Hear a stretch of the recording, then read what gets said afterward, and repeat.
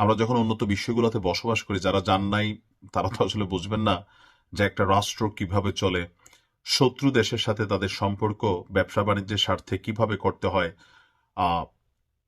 Generation change হয়ে যায়, শত্রু কখনো শত্রু থাকে না, আবার মিত্র সবসময় মিত্র থাকে না। এটা পরিবর্তনশীল, পরিবর্তিত বিশ্ব ব্যবস্থায়।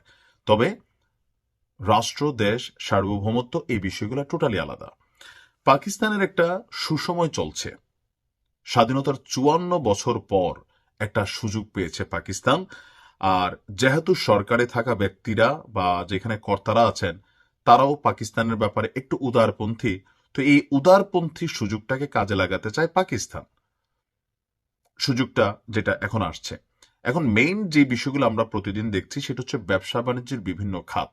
এটা খারাপ না, পাকিস্তানের সাথে আমরা ব্যবসা করব, আমাদের প্রফিট ঠিক থাকলে হয়েছে। আমাদের সার্বভৌমত্ব নিরাপত্তার জন্য হুমকি হয় এমন কোনো ব্যবসা ডিলিংসে আমরা যাইতে রাজি না। তবে যেই ব্যবসা করলে বাংলাদেশের 2টা মানুষের কর্মসংস্থান হবে, পাকিস্তানের 2টা মানুষের কর্মসংস্থান হবে, হোক।